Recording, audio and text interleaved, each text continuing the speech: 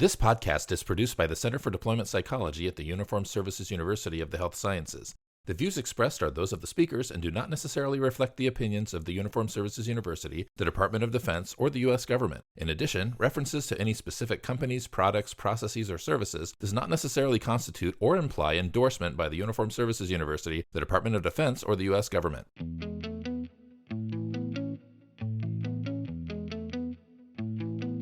Welcome to CDP's podcast, Practical for Your Practice, where we give you actionable intel to support what you do, one colleague to another. Hey there, and welcome back to Practical for Your Practice. I'm Jenna Ermold, joined by the ever amazing Dr. Kristyn Lefkowitz. Welcome, Kristyn, as co-host today. Excited to be together as always. Always, and I always enjoy being called amazing. So thanks for that. I'm glad to be here. And it's recorded. You could play it over and over. I plan to. And over again. We have a fantastic guest that we're going to introduce today, but I'm also a little excited because guess what, Kristyn? What? We have a question from one of our listeners. I know. Finally, yay. I know. We love questions from our listeners, and I'm pretty excited to be able to bring it to the podcast. Thank you for writing in. We had Amanda from Des Moines, Iowa. Hi, Amanda. And she wrote in and was wondering how she said, I'm really enjoying listening to the podcast. I listen to it on my walks. I've been wondering how you go about picking the topics and guests for your show. I think that's a great question. Nice. Yeah. I think it's evolved a little bit, and I'm going to go with initially, like in the first few seasons, it was kind of like, who do you know? Who are our colleagues? Who are our connections? Who do we like to talk to? Yeah, who could we rope into this, crazy idea of doing a podcast about evidence-based psychotherapy? And so we hit those folks, and then also maybe looked at like what EBPs hadn't we covered, or what presenting problems hadn't we covered, or challenges, clinical challenges hadn't we covered. So that's sort of when we got started with that.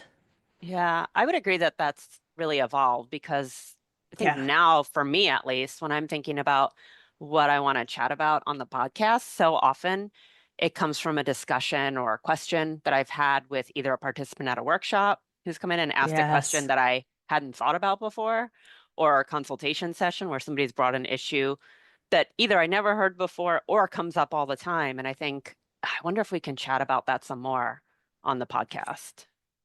I'm glad you pointed that out, because I think our feeling is, if somebody's asking it in consultation, if somebody's asking it in a workshop, there's other folks out there who might be grappling with that or struggling with that. So, and hopefully if I find it interesting, then our listeners would too, right?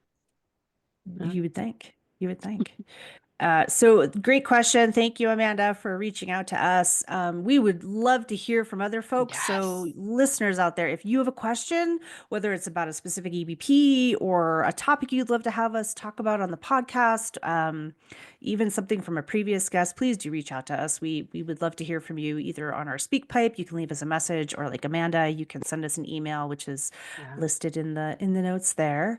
I think I would love to hear from listeners. And I would add that question actually is really timely, because the topic that we're going to talk about today, at least for me, is something that comes up in workshops and consultation all the time. So it's actually the perfect question to segue us into today's episode. Yes, our guest today is Kristyn Heins, and Kristyn is going to tell you more about her experience, but the topic we're going to talk about today is suicide and high-risk behaviors that might come up, suicidality that might come up when you're treating somebody via telehealth, talking about doing EBPs for suicide prevention via telehealth. This is something that our workshop attendees and consultees ask us all the time, the what ifs around that. So Kristyn, we're so happy to have you today. Thank you for joining us on Practical for Your Practice. Yes, welcome. Thank you so much for having me. And can you just maybe give us a little snapshot of who you are and a little bit about your work in this area? Yeah, absolutely. So I am a licensed professional counselor. I've been licensed and practicing for like 10 years now. I've had kind of a diverse background. I've worked in nonprofits. I've also worked at a federally qualified health center. And then I spent about 8 years working for the Department of Veteran Affairs in various clinics, different settings, a lot of work in primary care mental health. And then most recently, I was offering suicide prevention telehealth, where we worked with individuals who were flagged as high risk and offered specific EBPs. Thanks for that introduction. We really are excited to have you here. As I said, this is a topic and a concern that comes up so frequently in almost every workshop that I give. As soon as I start talking about telehealth, participants are asking the question, well, what would you do if? And so I guess one thing that I'm interested in knowing is how you got involved in this, how you got interested in this topic, and how you got to where you are now. Yeah. Again, I've got like a variety of different like general mental health type experience. And so when the opportunity to do a little bit more specific work in suicide prevention came up, I was excited and applied for that position. I think there's such a need for it. Yes. We hear about the statistics all the time as far as like suicide attempts go and suicide related behavior. So such a huge need for it. And I think for me, it was also an opportunity to build my confidence with working with higher risk individuals, because I think that's not something that we always get when we're in school or when we first get Right. out and we're working. And so the opportunity to be able to have more experience, build those skills, and build my confidence as a clinician, that was really something I was looking forward to. And I had a really awesome experience when I was working that position. It was really, really rewarding and fulfilling and very enlightening to me in how I approach things in my own work. That's so wonderful to hear, because I think most of, I don't want to speak for all providers, but I think this is a topic sometimes we want to move away from, or kind of escape. And you just like a prolonged exposure therapist that I am, I'm so proud. You just moved right towards it and said, I want to get more confident, I want to get more experience. And then to hear the success and how meaningful and you really enjoyed the work. So I love hearing that. And I think that's important for our listeners to hear too, because I think sometimes we do have this tendency to kind of go and step away or feel uncertain from that. Yes. So And to be honest, it wasn't without my own anxiety. I mean, I think as mhm. providers, we all have that, a little bit of like hesitation, anxiety, nervousness when we're talking about risk. I think for me, some of that goes back to education, hearing in class, like, oh, make sure you document appropriately and, Right. reliability reasons. And so I think that probably was part of it. And then just, as we go, we don't always have a lot of exposure to assessing for suicide risk. And so, yeah, it was not without some anxiety that I moved into that, but it turned out to be a really good experience. I don't And know. I even, think that sounds kind of yeah, healthy, right? yeah. Like, would you want to be anything less than a little bit anxious and a little bit Yeah. concerned when you know you're going to be dealing with high risk patients with high risk behaviors and concerned about their safety? Seems like a healthy way actually to approach it.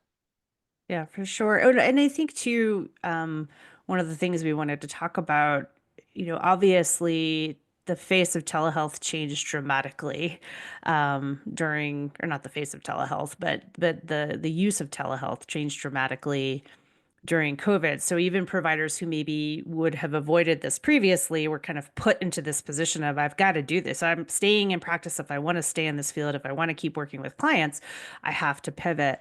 And I think there were some assumptions, maybe even some myths about telehealth that were really kind of tested during that period, during COVID-19, to include that high-risk patients were considered maybe inappropriate candidates for virtual care due to their risk or liability, as you said, that comes along with that. And that like maybe delivery of protocols like CBT for suicide prevention were inferior if you did it via telehealth versus in person. And I'm curious, if you could share a little bit about what do we know about that now? How has that view changed? How have we maybe even busted some of those myths or expectations? Yeah, I mean, I think you touched on part of it is we got to a point where it was like, okay, if we're going to engage in therapy, it has to be virtual. Yeah. In Mhm. certain places, there was no chance to see people face to face. And so, really learning to adapt. Um, And, you know, when we think about our military population, adapt and overcome, like we have to keep moving forward. We can't just not offer therapy services. And I think that that applies too with our suicide prevention therapies. We can't just not offer them if somebody is only able to do telehealth. And so figuring out how to address any kind of barrier that might come up, or even like, how do I shift my own practice? If I'm used to doing it face to face, what does it look like for me and the way that I like to present information if it's going to be virtually? I personally did not find that there were any additional barriers compared to just general telehealth. I mean, people have to be in a private location. They have to have the space for this where they can join the appointments. You know, the obvious guidelines of you can't be driving while you join, and, you know, you have to be someplace private, or, you know, fully dressed, or, you know, all of these things that we require anyways from telehealth. You know, this just, they transition over to telehealth for suicide prevention too. I think maybe where some people kind of get hung up is, again, this idea of risk of what if somebody has a crisis and I'm not physically there, or they're not in my office. And I always kind of think back to, if I was in my office and someone was having a crisis and they got up and left my office, I'm not going to physically restrain them.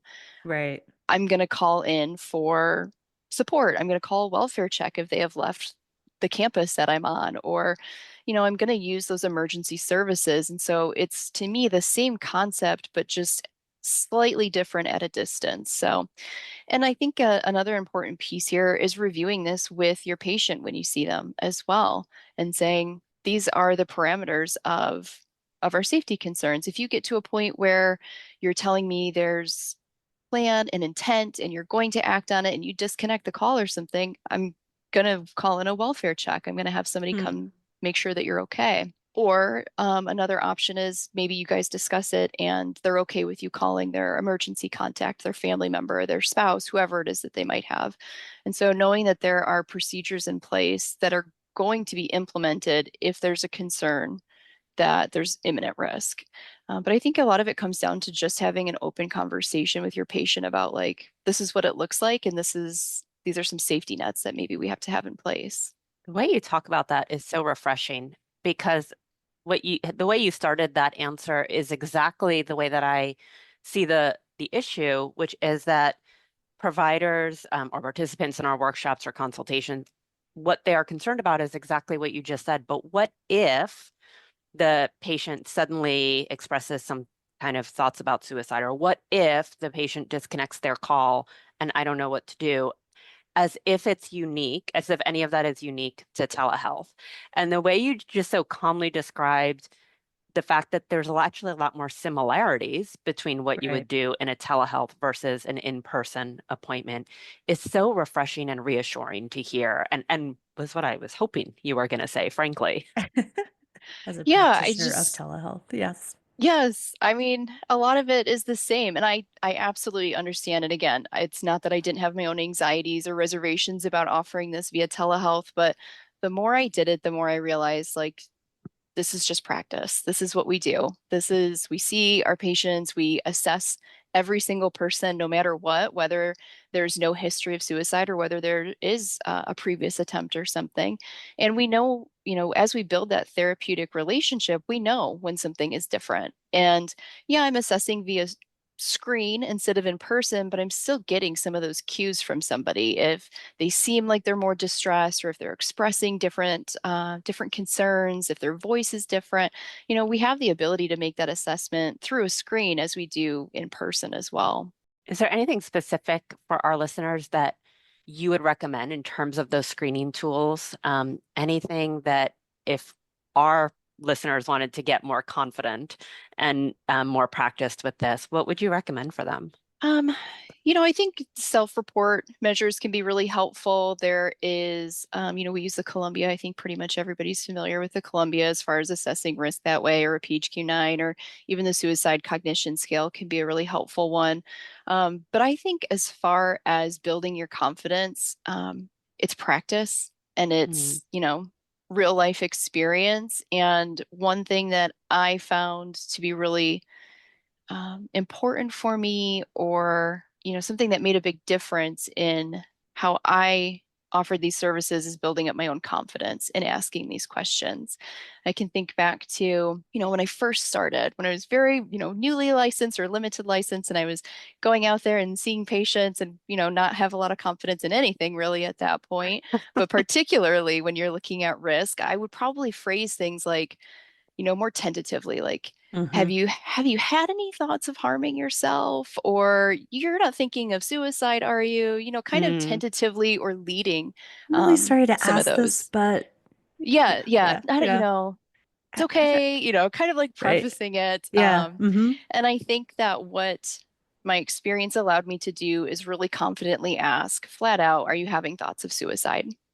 Have mhm, you thought of a plan of how you would do this? Do you have any intent to act on that plan? And I think in my ability to gain confidence in asking these questions to make this assessment, it allowed my patient to feel confident in giving me an answer. So if yeah. I Yeah. seemed uneasy or like uncomfortable, or like maybe I wouldn't be okay with their answer, they're probably not going to give me a straight answer. They're going to be like, no, this one, she doesn't seem like she wants to maybe hear it, or she's not confident. She doesn't know what to do with it. So, Right. they might be more reserved in their response to me. Whereas if I can show them that I'm totally comfortable having this very vulnerable conversation, that's a very difficult one to have. If I'm comfortable with it, you can be comfortable with giving me these answers. And there might, I guess, need to be an element of faking it till you make it. I guess if you're at the beginning of your career, the beginning of doing this kind of work, faking it till you make it so that you could project that confidence even if you don't completely feel it yourself. Absolutely. And so I think for me, like, having kind of a script or knowing how I want to ask the question was helpful, rather than just like going in and trying something out without thinking about it before. If I, and we offer a lot of that in our CBT-SP training, is practice for introducing these things, or how to ask these questions related to risk. And I think those are really helpful tools to build up that confidence. So when you do have somebody in your office who is reporting thoughts of suicide, or even like a history of an attempt, you feel a little bit better about asking some of those direct questions. And that's actually a nice segue to talk a little bit more about that EBP. I know you also are trained in problem solving therapy.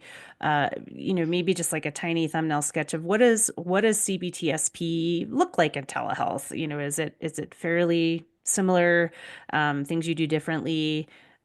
How has that played out for you? What do we know about, again, I think one of the myths was like that's much more effective if they're in person versus telehealth. Where do we stand with some of those things now that we have more experience with providing that in via telehealth? Yeah, I mean, there's more research coming out that it's just as effective to offer via telehealth as it is in person. So that's always reassuring to have some empirical evidence for that. But even in my own personal experience, I didn't find, unless somebody is like inherently opposed to telehealth, regardless of what the topic is, most people are really open to it and find that it's a really helpful thing. I think one of the huge benefits of this is it has opened up availability for people. There are so many people that I saw that would go out to their car at lunch, and that's where we would have their appointment, that otherwise they would not have been able to engage in this therapy. And we can't Right. be withholding these therapies just because somebody can't come into the office. And so it, in again, in my experience, offered a lot more opportunity for people to access these services, people in rural communities who otherwise couldn't make it into a clinic. So it's just as valuable. There are Right. definitely some more barriers. So, CBT, we love our homework pages and our handouts. And Yes, sometimes we that's do. hard when we're virtual. So if you have a way to send something virtually to somebody, email, secure message, whatever platform you're using, that is an option. Mailing things is also an option. If somebody prefers a paper copy, getting, a packet of handouts mailed out to them can also be another option.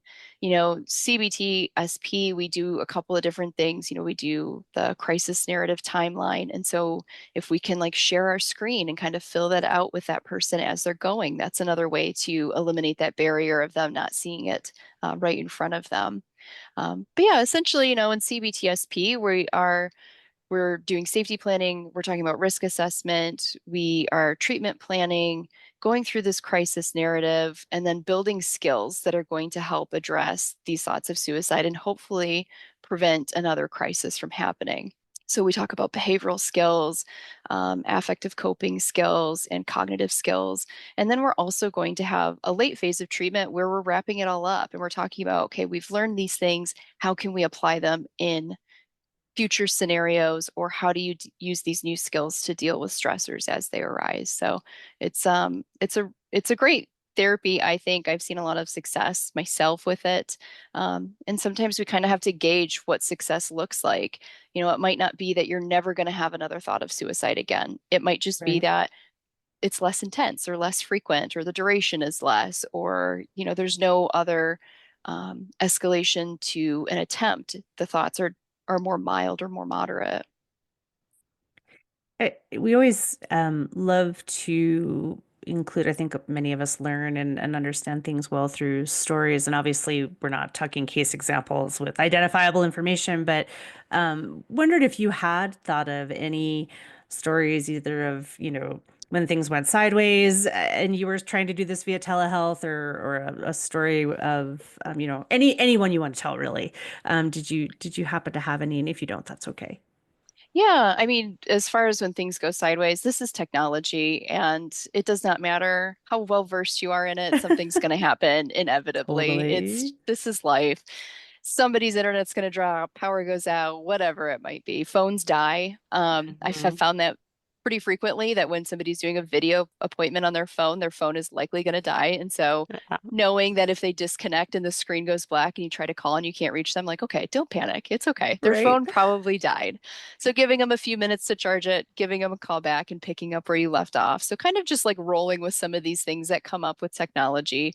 But again, a lot of success stories. One that sticks out for me is when I look at therapy, there's a couple ways again to gauge success. And I think there's the quantitative way of looking at, changes in scores and decrease in like, symptom rating.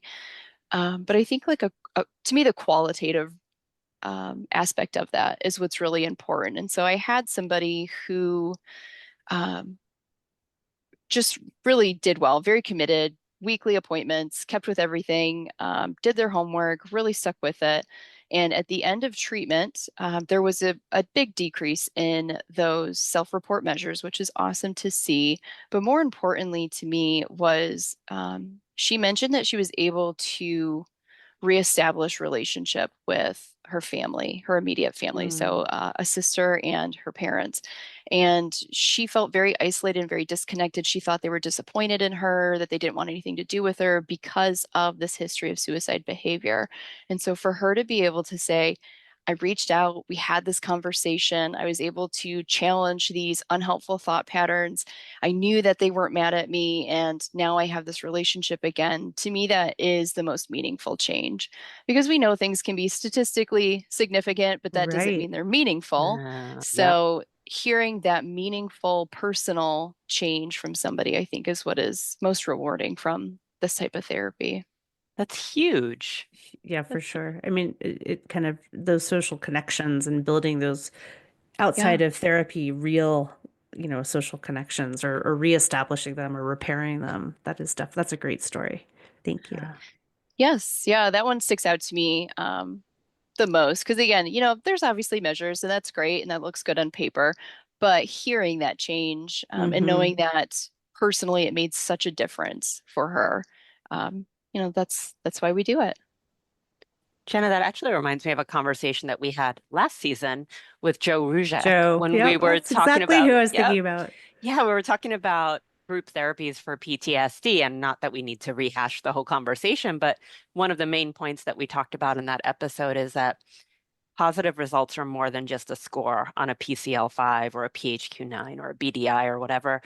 They're Mhm. about how has the person's life changed, and importantly, one of the important pieces of that is what connections do they have and are they able to maintain. So, Kristyn, I love your story because that's just another example of it. And, Dr. Ruzick was talking about group therapies. You're talking about SP, suicide prevention via telehealth. and yet the potential outcome is the same, the potential positive outcome. That's really exciting to hear. Yeah, and again, it goes back to like treatment goals too, right? Like if a treatment goal was to make more connections or to feel less isolated, awesome, we've done it, Yeah. and that is what's really important. Yeah. Well, it sticks out to me that what you've been talking about today really fits in with our theme for this season. So you may have heard that our theme for season 6 of our podcast is Who's Got Your Six? Who's got your back in times of crisis, whether that be personal or professional? It's clear to me that you, Kristyn, have a lot of people's backs in doing the work that you do, right?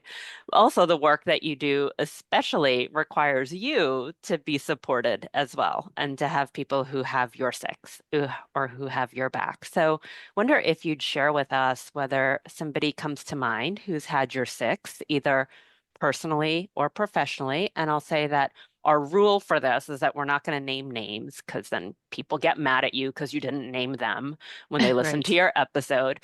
So don't give us any identifying information, but does anybody stand out to you as somebody who has had your six? Absolutely. Um, I don't think that you can be a mental health professional without support in your Mhm. own clinic or other professional support because it is such a unique challenge to meet people every day and address their problems and help them through what they're going through and then process your own stuff while you're going through that as Yeah. well.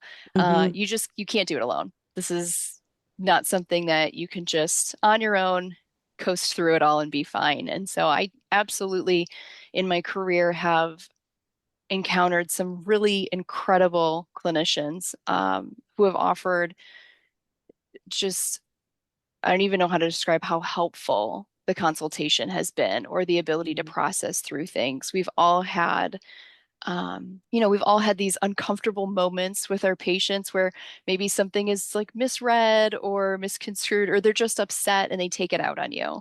And Mhm. I can think of like one specific instance in my head where there was just this kind of run-in with somebody that I had been seeing and they were upset and they, were swearing at me and it kind of throwing some insults my way and, and then abruptly hung up.